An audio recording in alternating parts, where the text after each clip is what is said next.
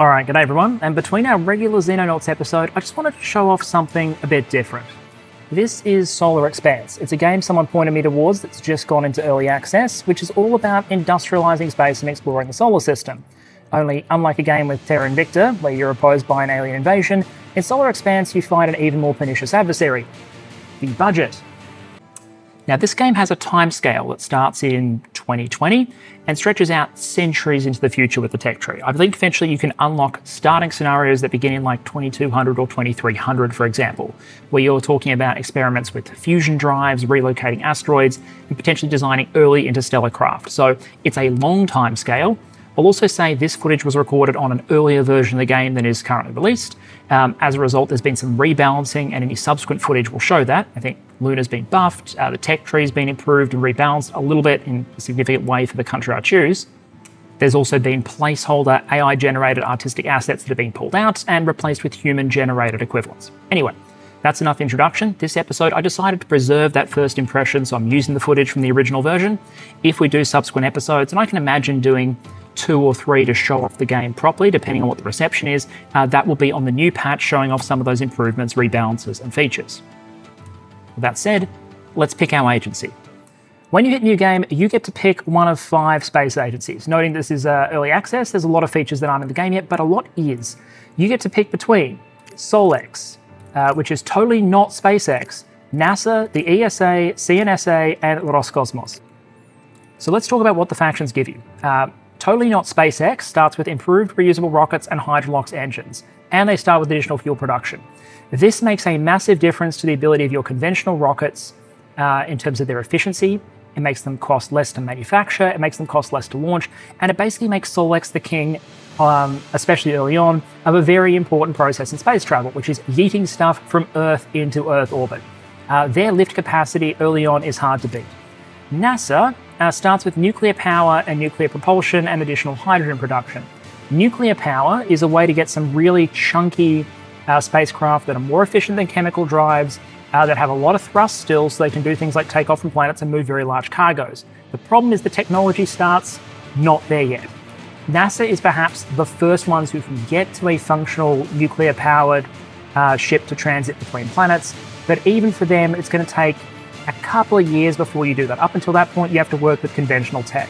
And in conventional tech, Solex is going to outboost you. The European Space Agency, they start with improved electric engines and computing technologies and a research lab. The research lab is not super powerful. It's like 3% bonus research speed. And computing technology, likewise, is a little bit of a research bonus. But improved electric engines is interesting. Electrical drives are low thrust but high efficiency. So if you want to go somewhere slowly, they're the fastest way to build a functional interplanetary ship that won't burn obscene amounts of fuel. They have lots of compromises. They don't have much thrust. They need to use noble gases instead of fuel as their propellant, which means that they're very expensive to run. But if you want to go, this would encourage you to go, for example, to Mars sooner. The 2 that are probably best suited to getting there first would be Solex and ESA. Solex by just brute forcing it with chemical drives, ESA by getting a functional high-performance electric drive first. CNSA, the Chinese, they start with improved mining and more mining facilities. This means they're going to get more yield when they finally industrialise space, including automated mining. So they'd be pretty good at getting yield out of automated mines. They'd also, I don't think I favour this bonus over some of the others, having played about 35 minutes of the game.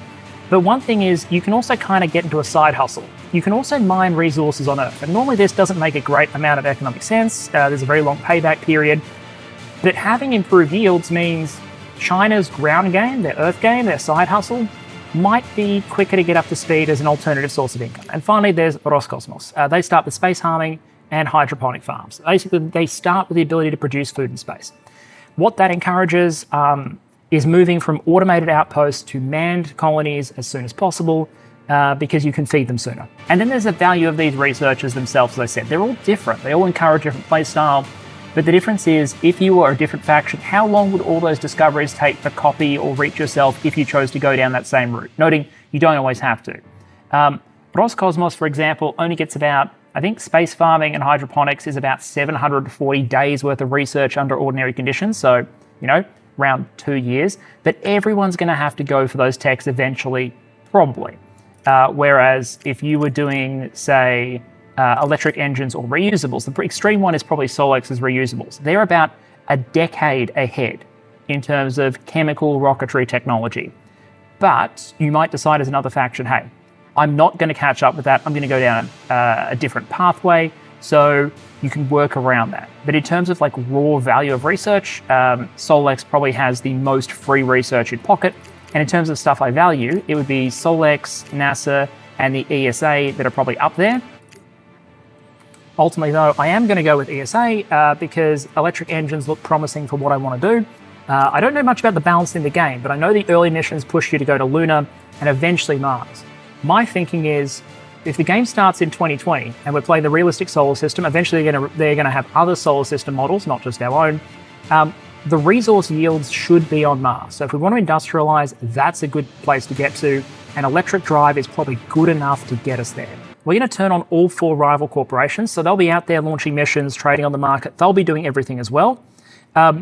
They can't attack you or anything. And it's mostly a point of pride that you're competing with them. The main way to lose is to go bankrupt.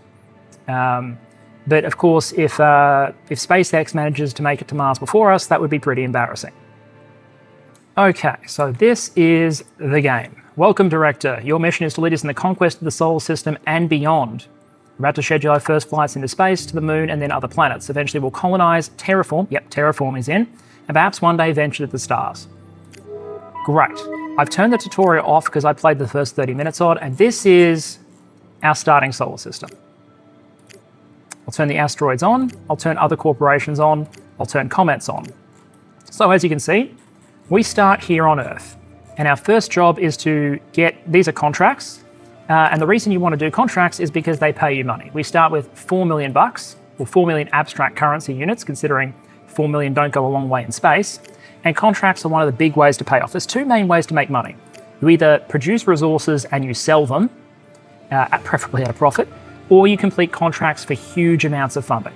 And that's what convinces me that Europe and Solex, with their ability to get starting quickly, have an advantage, because this is not this is where a game design decision comes in. This is not a game where you get constant budget funding every month, and so you're encouraged to be as super efficient as possible. It's where you have a set amount of money and you're paying upkeep every month, and so you're encouraged to go quickly so you pay less upkeep in order to hit your contracts. That's my thinking anyway, in terms of efficiency. I'll talk about all of this in a moment, because this game is a big logistics simulator. Let's get our research going first. The research tree is significant. Terraforming, planetary habitats, life support, biotech, spacecraft, solar sails, mining, materials, launch vehicles, launch facilities.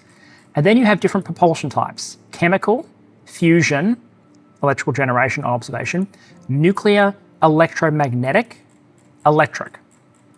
What we're going to want to do early on in amongst all this is, having looked through this, is improve our ability to lift stuff into space and to get other places as soon as possible. To that end, I'm going spacecraft research early. Note that in this game, when we talk about spacecraft, we're just talking about them distinct from launch vehicles. A launch vehicle is something that punts you into orbit from Earth. So these are the big booster stacks that lift you into orbit. Once you get there, you need a spacecraft to get around in space. And if you're already in orbit, you might not need a launch vehicle at all. The Stratos is the early one, a powerful upper stage. Here it is. It's totally not Starship. They cost a certain amount. It can lift 100 tons worth of cargo capacity and has 1,000 tons of propellant on board. Exhaust velocity 3.7 kms. This is basically, think of it as your fuel efficiency, essentially a proxy, and thrust is how much oomph you can put out the back at any given time. So we're going to want that, because without that, we're limited in terms of how much cargo we can move in space. I think the starting vessel here is a disposable thing called Iris. It's not reusable, and it maxes out at 2-ton cargo capacity. So we'll need that. And then we'll need this one, I think. This is the Hermes. So instead of sending chemical rockets to other planets, we can send out this thing. It has a tiny thrust, fraction of what the Starship has, like a 40th or something like that. But its exhaust velocity is 10 times higher. Exhaust velocity 27. And this is higher than it would normally be because the Europeans start with improved electric drives. So their drives are just better. This lets us move 300 tons of cargo in a 55-ton dry mass vessel, probably as far as this will get us out to Mars comfortably. if we can build them. However, complication. Because electrical drives are so piss weak, they can't be used for takeoff or landing from planets with any significant degree of atmosphere. Like an asteroid, maybe. Earth, nope. And so to make this thing, we're going to have to build it in orbit because we can't launch it. So we're going to need to, as our first step, get some infrastructure going in space and some shipyards happening. So let's talk about how this is all set up. Resources are localized. There's no resource bar at the top of the screen because you don't share them between all your objects.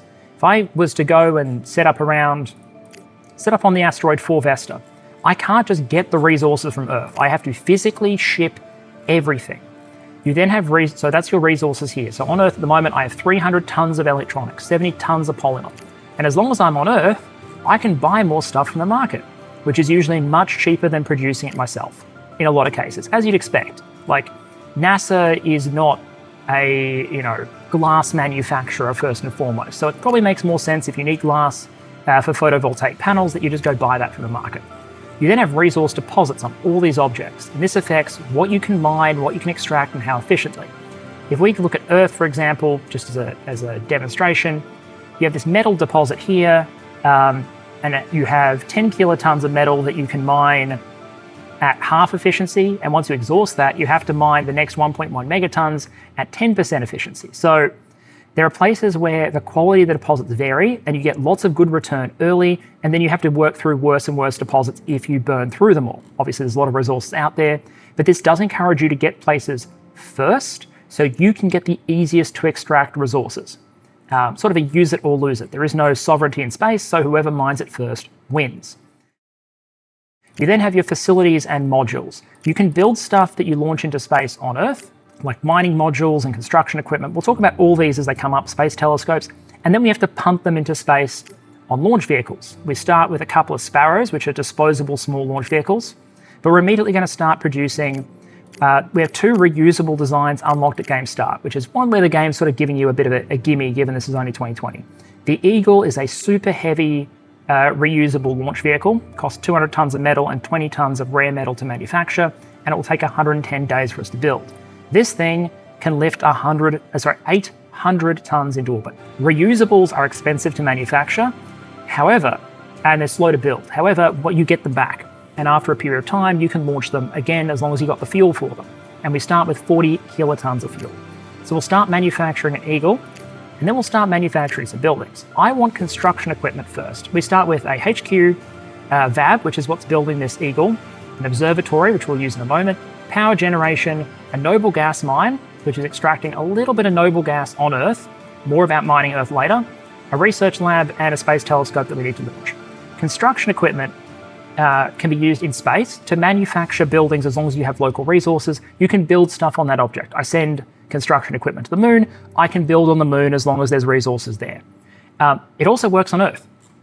A lot of these modules also work on Earth. So we can buy construction equipment, which will then let us build 2 more construction equipment, which will then let us build 3 more construction equipment. Actually, I might delete that last one. 3 more construction equipment. Then I'm going to build a vehicle assembly building, so we can build 2 rockets at once. That'll take 300 days to make. That'll give us, 6 construction buildings. And then we'll go 2 more construction building. Actually, no, we'll go 1 more construction building. And then I'm thinking we'll need a probe because we want to send that to the moon. We'll want a launch pad because that you can only build 1 per object, but that reduces the cost of launching. And let's go 1 more construction module. Great. So that'll get us really built up. Then we can start building the infrastructure for orbit, I think. And while all that's happening, let's do our first launch. So here's the solar system down here. You can navigate between objects. I've discovered this little button over here, add to favorites, means you can also pop them up on this star here. So I can put Earth orbit as a favorite. I'm going to put lunar orbit as a favorite. We'll probably need it. And I'm going to put Mars orbit as a favorite. Those are the 3 for now. So how do we launch something? Well, there's a couple of ways to do it. There's a mission planning button, which we might show off later. But the easiest way I found is you drag the thing that you want to put somewhere, and you drag it to where you want to go. So we want to launch this into Earth orbit. So we're going to call this Iris-1, orbital payload container. So spacecraft here, here's your option. So this is what your launch vehicle is putting up there to carry the thing. This could be a reusable spacecraft, but as long as you're only going to orbit, you can just use these containers. They're free and infinite. Okay, so we'll launch using a Sparrow. It has a capacity of 10 tons. We're only launching 2. It'll cost 22 tons of fuel to throw 2 tons into orbit. Schedule that. Run the game. And in just a couple of seconds, when Earth hits this mark, this is the marker for our mission. And we should launch our payload into orbit. There goes Iris-1. And now we have a telescope in orbit. What we can do now is tell it what to point at. And by pointing it at an object, we can find out what sort of resource deposits it has. We can't say how good they are. To do that, you need to send a probe out there and examine it properly. But we can get an idea. So the more of these that you have out there, the quicker you can survey the solar system and the quicker you can find new objects that you don't know about at game start. We now need to create a probe, a Iris spacecraft to deliver that probe, and send a probe to the moon. That makes sense, because we want to probe these resource deposits in order to figure out what we're going to mine. But first, I'm focusing on getting lift capacity going first.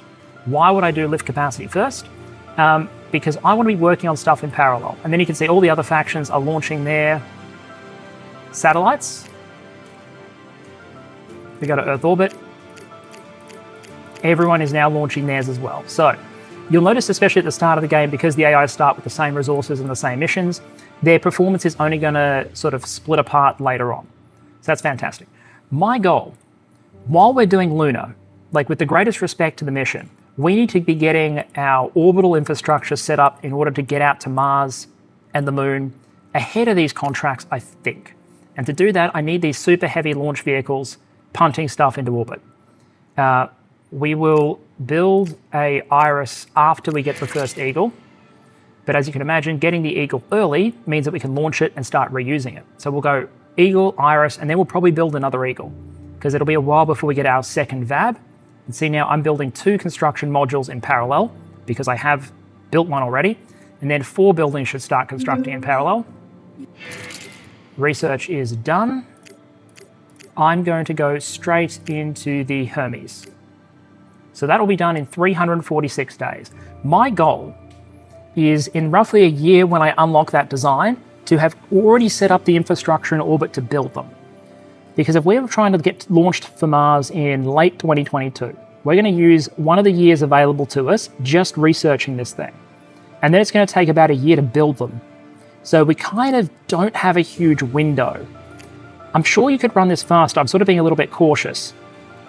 But it is what it is. As soon as this thing's done, what I have done is tried to figure out what resources I'm going to need in orbit in order to build these things. So each one costs 100 tons of alloys, 40 tons of rare metals, 25 tons of electronics, and 10 tons of fissile material. Total add all up, it's like 175 tons.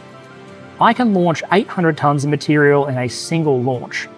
So I also need to launch material for the ships, and I also need to launch the infrastructure and materials to build the shipyards. That is these 3 things here. Orbital construction.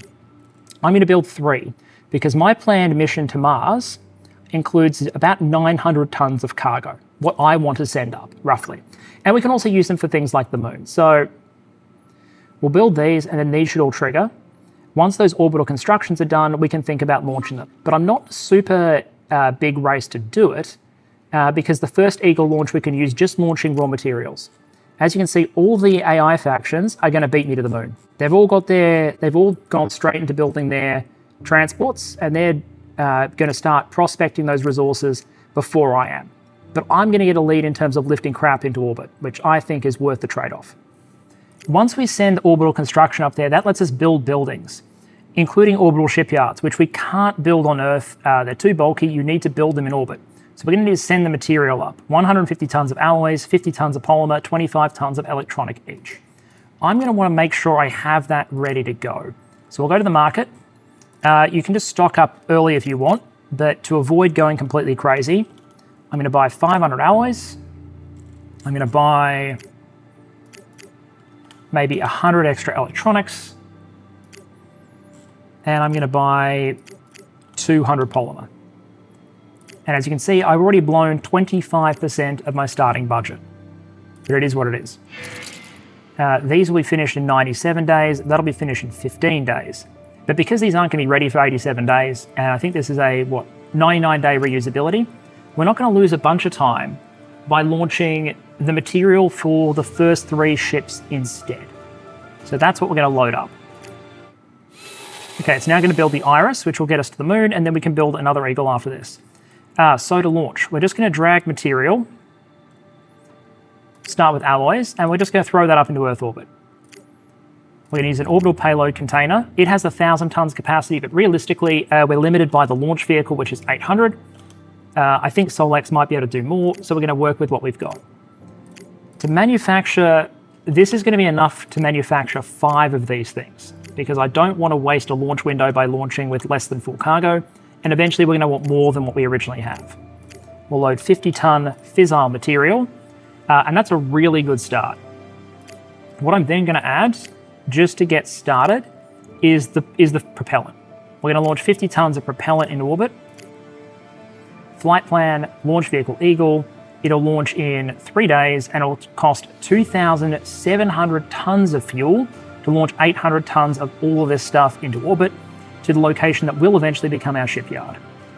That's going to burn through about 10% of the fuel we started the game with. And as you can see, that is now launched into orbit. The Eagle is back and will be ready in 94 days for another launch, which is timed fairly well with these orbital constructions. This probe is also finishing. That launch pad will be done in 58 days, so infrastructure is coming online well.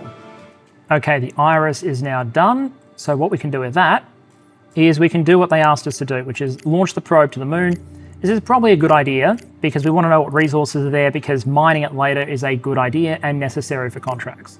We'll throw the 1-ton probe. We'll use our last remaining disposable booster. And here's the thing. You can see we only need to load 2 tons of propellant onto our Iris to get it to the moon, once it's lifted into orbit by the disposable booster. If we load up more, then it will leave the excess fuel at its destination, which is the lunar surface. And that's actually useful for later if we want to take off from the lunar surface later on. So we'll see Lunar 5 is now launching. And on the 4th of June, it should arrive on the moon. Here we go. Little Iris, following its orbital trajectory. There we are. Okay, contract complete. Now they're saying they want a Stratos, and they want this in order to put crew on the moon. That's great. Respect, but I'm in a hurry. So, when we go to the moon with this crew compartment, they want to send crew. I kind of want to send a bunch of other stuff too. My thinking is what we really need to do is start producing fuel on the moon, because that means you can send a rocket over there and it can refuel there. It really extends your ability. You're not constantly wasting propellant lifting into orbit. If we can produce a little bit of fuel on the moon, you can shuffle it back to Earth orbit. To do that, we're going to need a Stratos. I'm still building this second Eagle, then we're going to build this thing. In the meantime, what we're going to want to do is build a mining module. This is an automated mining module, produces tiny amounts of resources, but you don't need people to run it. It just costs money and the significant resources necessary to build it. These things can catch up on you. Because they're expressed as resources, you're not mentally taking account of how much those cost, but alloys and electronics are not cheap. Then I'm going to want mobile refineries. These process water into fuel. We're only going to build 3 because they are heavy. Then I think the remaining thing is we're just going to build the crew module. The crew module will take up the remaining tonnage. These will take 75, this will take 15. Bob's your uncle. That's 100 tons. That's a Stratos capacity to Lunar. We'll be able to do that as soon as this is built, but we're constructing this first. So I'll now let time run. You can see we're starting to recon the resources on Lunar. We found a great water deposit. There's 72 kilotons of water that are really easy to mine, and then there's 3 megatons of water that is very, very difficult to mine. So finders, keepers, losers, weepers on the easy deposit. We want to get there first and exploit that. Mining module has been completed on Earth. So we're starting to build the kit that we will need for Lunar. Mobile refineries are almost done. So we're in pretty good shape. What I really need is this second VAB to double up the number of rockets I can produce. And this Eagle is about to be ready. Okay, that is now ready to launch. Let's get our stuff into orbit. So we'll use an orbital payload container again. We'll launch three orbital constructions, which is the equivalent of construction, a construction module on the surface. Orbital construction is it in space. Then we need the resources necessary to manufacture the thing. That is 725 tons. The remaining is going to be 75 tons of rare metal. Eagle, 2.5 kilotons of fuel, launch. It'll shoot into orbit on the 8th. All that infrastructure we need for the moon is finishing up on Earth. We'll talk about running the Earth economy a little bit later on, but for the moment I am rushing space.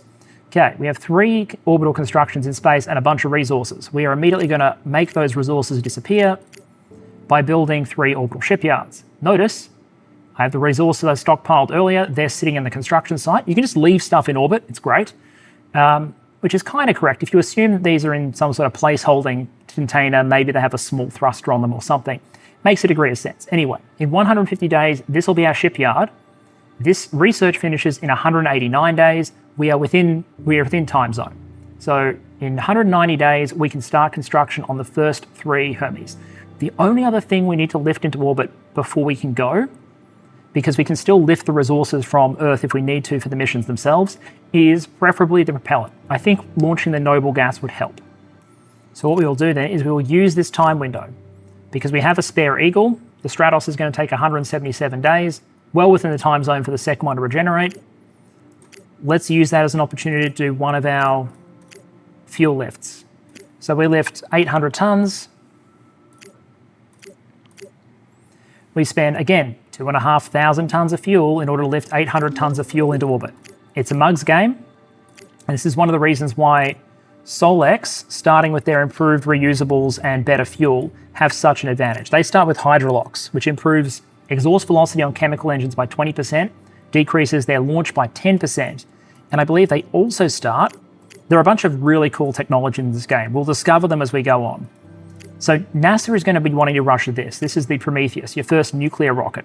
So it's got 10 kms exhaust velocity, but it can actually land and it can carry a lot more cargo. It's more flexible, but we can get there sooner with our electric drives. We can get going sooner. Solex also starts with improved reusability.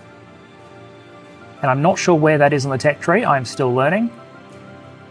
I think it's this one, which is a 2,200 day research, if so. So maybe not all are created equal, in which case I approve. I like asymmetry in faction choices. I like the choices to be meaningful, but I don't like them all to be equally powerful, if that makes sense. All right, launch to Earth orbit done. 850 tons of noble gases in orbit. If we can fit in one more launch before our ships are done, which should be easy enough, then I think we're in business. Now, at the moment, our launches feel really cheap because I'm burning through the starting stockpile of fuel. What I'm going to do is start a little bit of a side hustle in our spare time. You can also mine, you may be a space agency, you can get into the mining business. Now, mining space is free. On Earth, mining most resources requires you to pay licensing fees to governments to get those resources because, you know, people own them.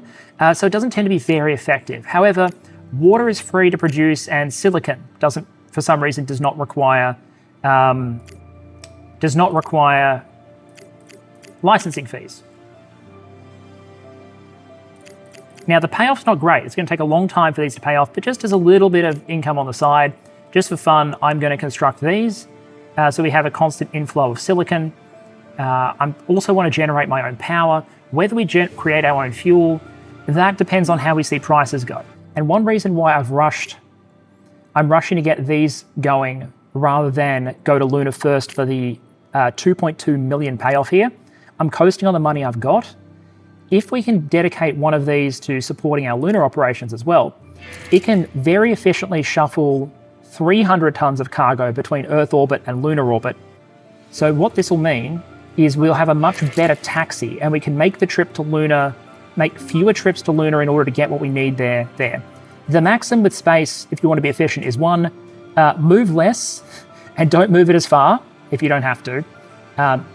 Lift as little as possible, extra, like do not fight gravity more than you have to, do not go through the atmosphere more than you have to. And then if you do have to move stuff, move it as efficiently as possible in terms of transfer windows and also using transfer drives if you can. So the less we can lift and the more efficient we move it and the less we have to move, generally the better.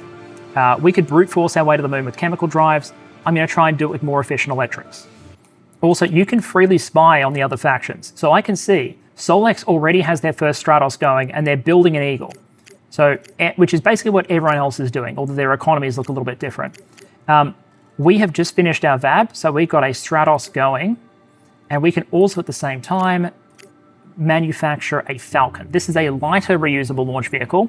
We're going to use this to get the probe, probably, a probe going to Mars ahead of the rest of our mission so that we've reconnoitered the resources before the mines arrive. Would like to know what the resource deposits are and where they are. So we'll use this to punt the probe out there first. See, now we've got 2 VABs we can manufacture in parallel. Also, our orbital shipyards are done. So we go down here to spacecraft. Now, it might not make a bunch of sense to build some of this stuff in orbit because you can launch them from the planet. The whole point here is we want to the reasons you would want to manufacture in orbit are, one, you're using resources that are already in space, so you didn't have to boost them, which we're not doing yet because we have no space-based resources. The second use case is you want to build something that can only be built in space, which is our ion drive, electric drive Hermes. So 33 days until that is done. We found water on Mars. Fantastic. We don't know how good the deposit is until a probe gets there, but we know water is there, which makes sense. And our future colony plans depend on it. And I know that one of the contracts is going to take us to Mars, which is why I assume there is going to be water there. Fantastic. So this is telling us about electric engines. Early spacecraft and launch vehicles use chemical engines that consume fuel. There are many other types of drives that can propel them. Electrical energies use electromagnetic forces to accelerate noble gases, such as argon or xenon, to generate thrust. While they're many times more efficient than chemical engines, they're far weaker, thus unable to start from planets and moons without launch vehicles and consume much rarer noble gases. I don't care. EV and cargo capacity. All right, we've blown a lot of the resource reserve, but in 280 days, we will have these things ready to go. What are we going to do next? There's a couple of things. The Selene here is good for launching probes long distances. It's basically an improved Iris. And it also uses an electric drive, which is kind of convenient for us. Solar sails are also interesting. They're very expensive to build and they have a limited range away from the sun, and they're very, very slow. But for that, you get something that does not require propellant. They're literally solar sailors. I think if we weren't going electrical drives, these would be really useful, but I just want to go hard on electric propulsion. I want to get to like the tier 3 electric drive thing, which is the Athena, which has an 81 kms, huge exhaust velocity without the tech, and a 500-ton cargo capacity. So this thing's really, really quite interesting. So I think we beat the Europeans. Let's just go full electric drive. We'll grab the Selene so we can throw probes places. Then we'll go out to space farming, which will take us like 2 years total. And this will then let us build farms on places. I'm kind of tempted. Let's at least do biotech first. I'm kind of tempted to get the farm before I get the probe. And then my thinking is once we get the ability to farm to sustain some of our locations better, we then go up here to the electric drive tech and we spend 865 days to get the next electric drive tech, which unlocks the Athena, but also gets your existing electrical engines 50% extra EV and 10% thrust. That's huge. That's magnetoplasma dynamic thrusters. So MPDs are very, very powerful. So I'm thinking we just rush electric drive and just ride it as far as it'll go. Okay, as you may have noticed, I've gone a bit of a buying spree. I am down to 700,000 of my original 4 million to buy a whole bunch of resources. We're just shooting this up into orbit. This is stuff that I'm going to need either for my planned ambitions on Lunar or planned ambitions on Mars, just taking full advantage of the reusable rockets while they're in cycle. That'll use one of our 2 Eagles, the other one will still be available, and in 23 days, that Stratos will be available. Now, this means we finally have to listen to our benefactors, because they won't give me money until I do what I said, which is do the manned mission to Lunar, so we look good on the news. They will give me money just to tide us over. We'll do our first mineral sale. Those silicon mines are cranking out products, and while the price will go down eventually, at the moment we have 599 tons of this stuff, which we can sell for 111,000. Obviously, there is some production cost that goes into that. These are costing a total of $100 a month to maintain, but since we're not paying license fees, that's great. Compare that to our noble gas mine, for example, where we pay about 2,000 per ton extracted, when we could just go to the market and buy it for 2,092. Kind of not worth running a mine to get it at that level, so you can see why a lot of resources I would buy in. Run time for 21 days until Stratos is ready. Looks like the AI. So unfortunately, SpaceX is going to beat us back to the moon, manned mission. They're launching the module, but ours is going to be a tad more ambitious. But yes, looks like they're going to beat us by about 2 weeks.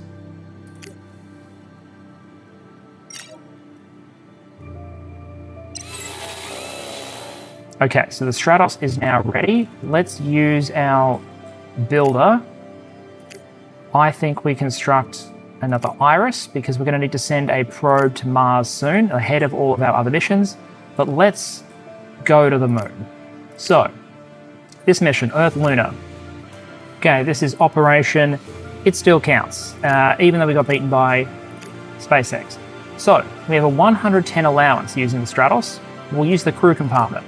Then we'll load a mining module.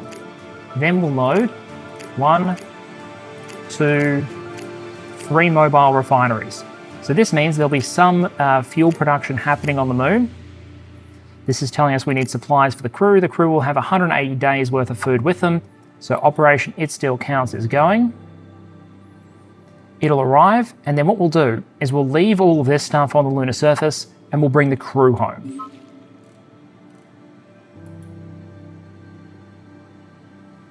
Let's go for intercept. And while that looks like a very high velocity impact, the crew are there. Fantastic. Now they want us to immediately bring the crew home. Well, it says within 10 days, but there's no reason to wait. So we can then go to Lunar. So now we have the mining module active. The mobile refinery will activate once this starts pumping out water. So it'll get 200 kilograms of water out per day. That'll be more than enough to fuel these refineries. We'll take the crew, and we will ship them straight back to Earth. So we'll load the crew compartment and nothing but the crew compartment, and then we'll load a minimum amount of fuel, which will leave the rest on the planet, and we're going to reduce the supply count to 30 days supply, which means we leave a tiny amount of supplies behind on the lunar surface to support future missions as well. So, these crew will disappear when this launches on March 23rd. There we are. They are now on their way back. And we should get the payoff to avoid bankruptcy, because we're spending $48,000 a month in upkeep. Most of that's just research, but about half of that is our facility budget. So we need these guys to come back, and that'll get us a payoff of $2.2 million to keep this show going a little bit longer. Great. Now, what the game wants is for me to build docks in space, but I'm already ahead of that, so hopefully we'll be able to bank that $1.6 million soon. And we also need to construct an Iris and deliver a probe directly to Mars, which is something Falcon is going to be good for. So we're building Iris, we're building Falcon, and after we build Falcon, we're going to build one more Eagle.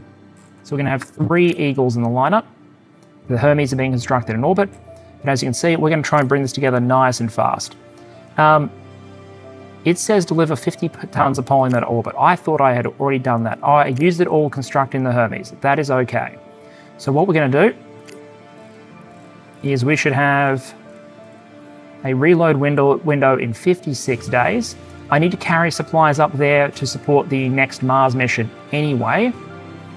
So we'll carry the polymer up there, and that'll give us the space dock mission ticked off.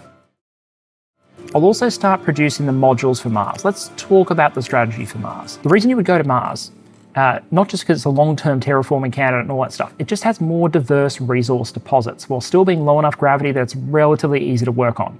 For example, you can mine metal here. There's no metal on the moon for you to mine. It has access to a little bit of noble gas, there's silicon, there's water, which means there can still be fuel. It's just more diverse. And for things it doesn't have, specifically carbon to support farming, you can potentially get those from Phobos. And if we have one ship, one conventional rocket, the Starship thing, the Stratos, in this system, it can shuttle between Deimos, Phobos, and Mars using fuel that is produced locally as sort of like a taxi, while the transfer from the Mars system back to Earth and back, that can be done by the electric-powered drive ships. So we want to set up on Mars, and this is a good place to support human habitation. Plus, there'll be a lot of contracts for it, which means there's a lot of money to be made. So to do that, the first thing we want to do is get an automated resource extraction presence on Mars. That means sending a bunch of mines. It means sending radiothermal generators to get a little bit of power generation going even before the people arrive, and also sending things like construction modules and a lot of building supplies so that the drones can build out the infrastructure for the people first. Why would you want to colonize a place anyway? Because there are a lot of jobs that can't be done by the drones. There are a lot of resources that cannot be mined automatically. A noble gas extractor, for example, cannot be done using automatic mining. You have to do it using a human-operated system. Research labs are one of the main ways to increase your research speed, and those have to be manned, and they're restricted to one per object, so you're encouraged to colonize lots and lots of places. In other words, there are a lot of things you can only do if you have people in situ, including setting up advanced industries to manufacture advanced goods, so you don't have to lift those from Earth. You can see where I'm going with this. So colonizing Mars is something I'm prioritizing, not just because I know there's going to be some contracts worth big money. That's about as far as I played the game. I saw those contracts. But also because just industrially, it's a great heartland. Then we can talk about the industrial potential of asteroids if this goes to a second episode. But right now, we need to get set up on Lunar, and we need to get set up on Mars. To do that, just to start preparing, I'm going to start manufacturing a bunch of things on the Earth now that I have some resources. For example, the radioisotope generator. This thing produces a small amount of power, 15, but it requires no maintenance, no resource input. The downside, it costs about $500,000 worth of resources. So these things are not cheap. We'll also want a bunch of mining modules. I'll queue all this up off screen. Bunch of mining modules, some mobile refineries to start getting fuel production on Mars. And then a bunch of resources so that eventually the humans that arrive can produce a habitat which will house up to 100 people for them to live in. So that'll be 100 metals and 20 supplies. Eventually we want the goods to be able to produce a farm, so I can go in and check in the tech what that will actually cost me. Basically just ship everything we need that we can ship ahead of schedule and make sure that when the people arrive, things are set up for them and they're not just cramped in their crew compartments and then have to go out and build it all themselves. That's the plan. Okay, so after a little bit of math in the background, you don't have to overbuild the mission the way I am, but here is my rough payload.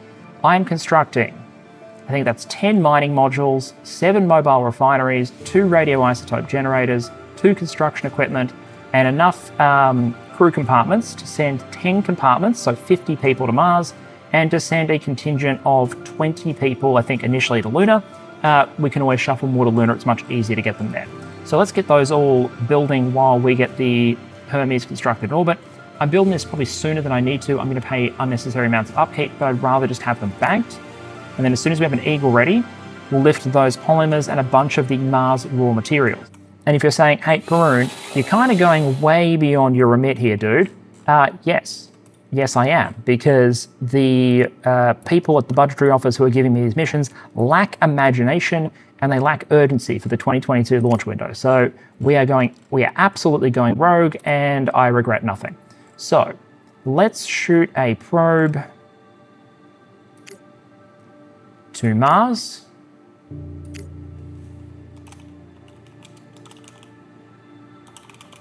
This is the Mars Pathfinder mission.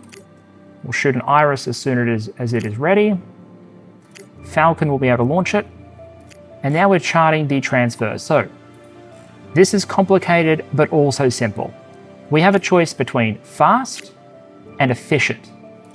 For this, considering this is a one-use payload, I'm going to consider fast more important. So we'll launch in July 2022. July 2022 in order to catch the transfer window. We'll burn hard. We'll make it there at 23 February that year, which gets us there. Everything else is probably going to be transferring optimally, which means the rest of our cargoes will probably arrive around June if we launch at the right time.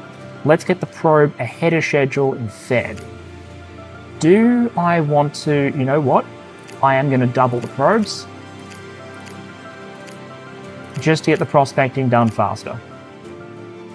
That gets us there in March, but it gets us there with twice the prospecting. So Mars Pathfinder is scheduled 2022, July 30. They will launch, and hopefully the probes get there ahead of everything else. Meanwhile, over on the moon, we have an exciting milestone. The mobile refineries have activated, so we're producing about 180 kilograms of fuel per day. Yes, we are paying a little bit of upkeep to get this running, but we're also running net on water. We're only spending about 60% of what we're producing. So we're running a positive on water, we're running a positive on fuel, and this will build up, just slowly build up a tiny stockpile. It takes about, this is going to slowly click up, but we can always scale it up later if we need to. The point is, for now, there is a supply of emergency fuel on the moon, and we'll be producing even more. If we scaled this up, we could potentially supply Earth orbit, but I'm going to go the noble gas solution instead. How long until our next Eagle is ready? 43 days. 43 days will lift those polymers and a bunch of other stuff, and hopefully cache the 1.6 mil.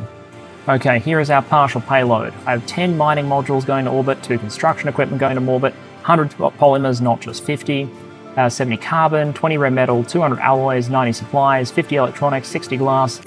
Yes, I've blown through almost all my funding almost immediately, but remember, we're about to get it back for activating the shipyard. That'll launch in 3 days. That'll trigger this mission. Yes, I know cash critically low, but I'm using the cash to do things. This will trigger space stock, 1.6 mil. That should float us for a couple of days. Bingo. Space stock is ready. This is where we'll build our future interplanetary vehicles and set off for further space excursions. 1.6 mil, which now says, hey, you've got space shipyards. How about you go build a depot on Lunar, which I'm already most of the way towards because it's a good idea. There is one not good idea here. This says plan cyclical missions from Lunar to Earth orbit, taking fuel and lasting 3 cycles. This is annoying because to do this, we need a ship at Lunar. This is basically saying set up a ship to carry the fuel that you're producing on the moon and stockpile it in Earth orbit so that when you launch from Earth orbit, you can refuel here without having to lift more propellant from Earth. Good, but for the moment, I want to build my stockpile up here. So what we need to do is get a spaceship out to Lunar, set up this mission so we can cash our 1.5 million this time. Fantastic. And then immediately cancel the mission because I don't think it's particularly useful. What we will do though is use this as an opportunity. I need to shoot a Stratos over there anyway to do this mission. We'll use it to get some more supplies over to help establish the base. So this is our payload. Consider it a bit of a down payment on what comes next. We only need 155 tons of propellant, but again, we'll take this as an opportunity to ship a little bit more out to Lunar. We'll do that. We're down to 20,000 tons of propellant on Earth, but that's okay. We can always buy more. And the construction program is all happening. Okay, this says the Selene will be done in 173. I'm going to bump up space farming. I'd rather get self-sufficient colonies and then get the probes going out. I'm going all in on early colonization. June 20th, the Stratos will launch to the moon. It'll intercept it there. That'll get us our cash. Well, it'll get us our cash once we plan this mission.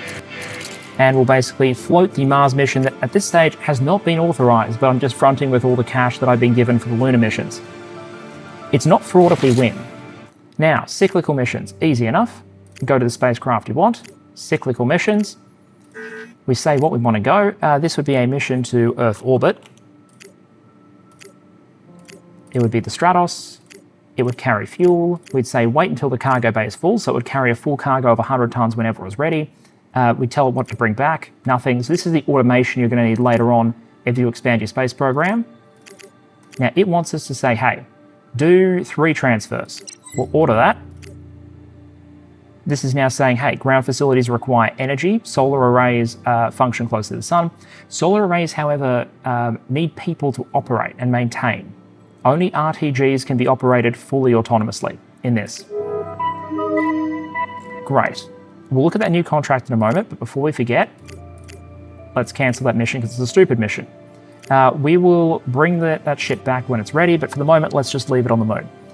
This is our objective for Moonbase Alpha. They will give us $6.5 million to put construction equipment, an outpost, a fuel refinery which needs people, a water ice extractor which needs people, and solar arrays which need people, and 10 people on Lunar. We will do that, but we're going to do it using Hermes as soon as it's ready, because it's much more efficient than shuttling back and forth using Stratos. Fantastic. And we'll also get the space farming. Good to go. The RTGs take a long time to create. Those aren't going to Lunar, those are definitely going to Mars because they need to arrive when there are no people. Lunar, the idea is for power. The humans are going to provide their own power by producing solar panels and maintaining them. Okay, I think this is the second last lift. Additional mobile refineries and radioisotope generators for Mars, another mining module, and then for Lunar, the first 4 crew compartments, 5 crew each, so 20 crew are going in the first wave, not 10, because we have some ambitions there. 50 tons of supplies will keep them going for a long time, and then additional building materials for ships and additional propellant to go. Mission October 11th will be good to go. 2.5 kilotons of fuel. We are down to 15 kilotons. We've burned through more than 50% of our stock, but that's okay because the payoff is going to be real. And the plan over here on the moon, as everyone else is landing, is not just to build what they're asking for, it's to gear up for a little bit of a larger scale habitation as well. I want to be able to build... They have this little outpost which can accommodate 10 people. I want to build one that can accommodate 100, so we're going to send the resources for that. I also want to be able to get the research laboratory eventually. We'll need to send more crew for that, but I want the research speed, so we're going to want that set up, and I believe there's a contract for that as well. So we'll need a little extra crew, we'll need to be a bit more built up than they're expecting, but that's okay. There's plenty of fuel accumulating on Lunar, which is great, and there's a Stratos over here in case we need to lift anything back or evacuate the crew in a hurry, which is one of the reasons why I've left this thing here. How long until we're good to go? 44 days. Let's make that lift. The crew can sit in orbit for 40 days. I'll have 50 tons of supplies to eat. I've also noticed there's a chance to snag a little bit of additional cash, which we need. The other factions can offer to sell and also offer to buy resources on objects other than Earth if it's convenient to support their missions using their funding. There is an offer here from Solex saying they are willing to pay $3,372 a ton for up to 452 tons of fuel as long as that fuel is on the moon.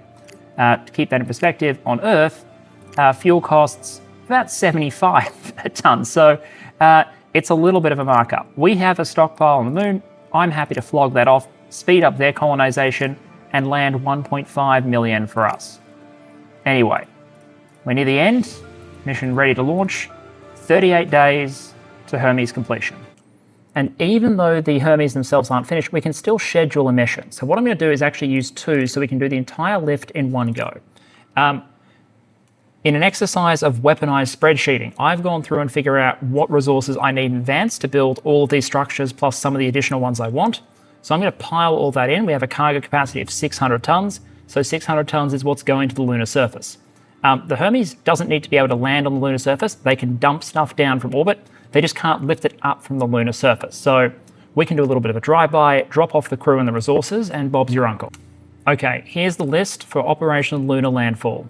365 tons of metal, 45 of alloys, 10 of electronics, 50 glass, 20 rare metal, 30 carbon. This is future-proofing. You can't normally farm on the moon itself because you need...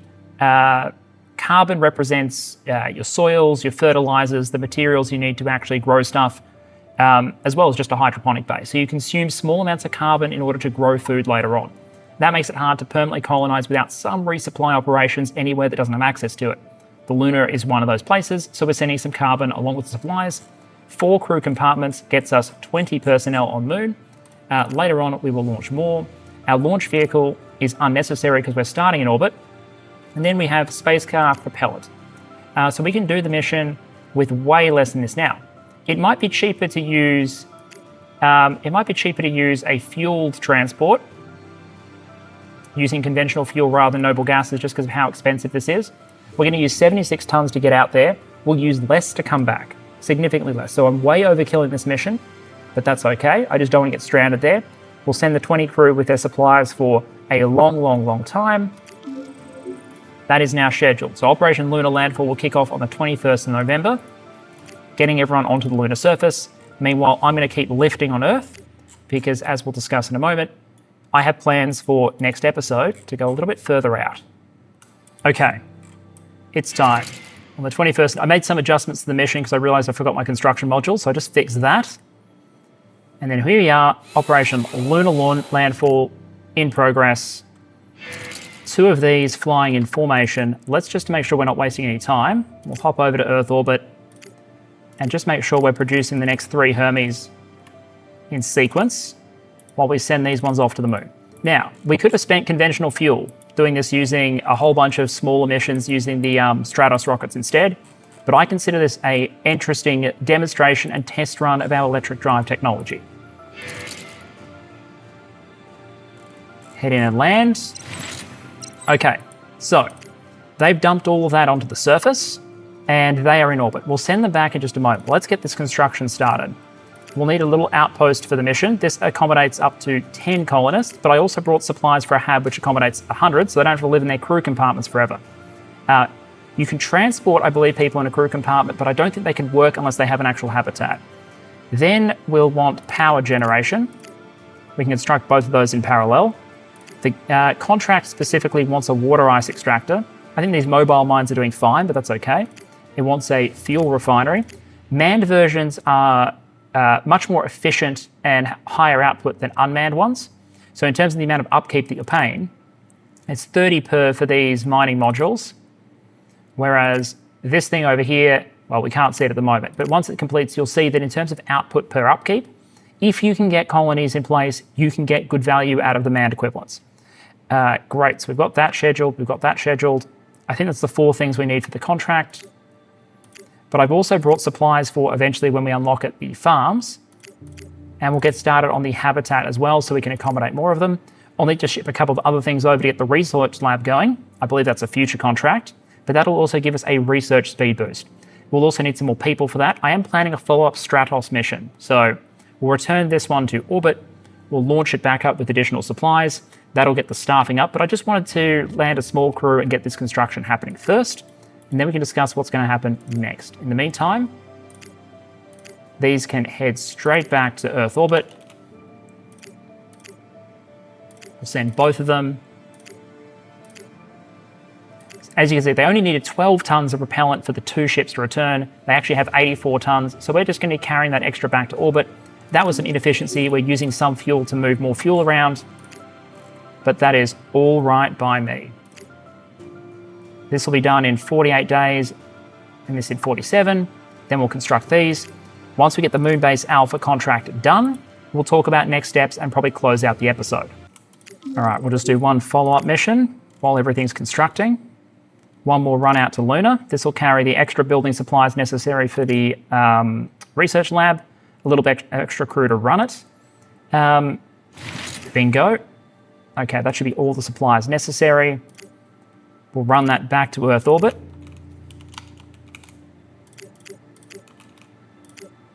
Which I could also do down here, but I'm just going to do it this way. And then we'll just run that Hermes back to Earth again to get everything in position. I've checked, launch window for Mars is June 2022. So we're going to make it with time to spare. I've already started launching the cargo for that mission. So as long as we have the... Yeah. As long as we have all 3 Hermes in orbit at the time, we should be more than good to go. I also have this Stratos ready. We're going to send that out probably to Mars as well, but I won't talk too much about the Mars mission. That's a creature for next episode. Let's just cycle a time and bank our 6.5 million, take that victory lap, and then we'll call the episode. Okay, our people now have a basic outpost. They have solar power, which means we have power generation running on the moon. The water ice extractor will be done in 10 days. The fuel refinery will take a little bit longer. Then we'll get them to build their habitation. And also, since we've sent... I'll wait for this to be finished first. Great. Because then we can start the research lab, which I believe is a separate contract, but we have all the resources in place and the workforce necessary to do it. 83 days. You're just going to have to assume... So what I'm going to have to do at this point is plan the Mars mission because I don't want to miss the transfer window because we're now in March and I want to plan it to make sure that we have time to spare. So here is where we're going to leave episode 1. Now, I don't know if this is going to be a series. I'm not sure. I mostly wanted to show the title off, but I do want to do at least 2 episodes. In the first one, the goal was get set up, introduce the game, get to Lunar, put a permanent human presence back on the planet, soon to be farming, researching, life is good. The second episode, the ambition, is to go out to Mars and start creating an economic ecosystem. I have a plan that involves not just Mars, but also Ceres and a couple of other asteroids to net together to create a more basically, ideally, we want a scaling, self-sufficient space presence that we can then dial up to 11, as long as the money keeps coming in to keep up the expansion. So, Pathfinder is on its way. Next episode, at bare minimum, we will put people on Mars. We will hopefully go out to the asteroid belt as well. And I also have some potential plans for one of Mars's moons, Phobos, because there's no carbon on Mars. There is carbon available on Phobos, so we can potentially leverage that. I hope you've enjoyed this look at Solar Expanse. It is space spreadsheet simulator and logistics without the complication of an alien invasion, with the deep complication of time management and a budget. There's a couple of things about the game that I think would make it a little bit more user-friendly. I would like quick buy buttons that allow me to just buy in units of 100 without having to confirm and enter units every time. I just want to go shift-click and it'll buy 100, it'll cost what it'll cost. Things like that. But given the game has just entered into early access, there is an immense amount of content, and I look forward to showing at least some of it off. So, with the European Space Agency, the first to establish a permanent presence on Lunar in March 2022, I'd say we've done fairly well. I can call that a win, considering everyone else is still at the probe stage. And next episode, we're going to look a bit further. How does Mars by 2023 sound?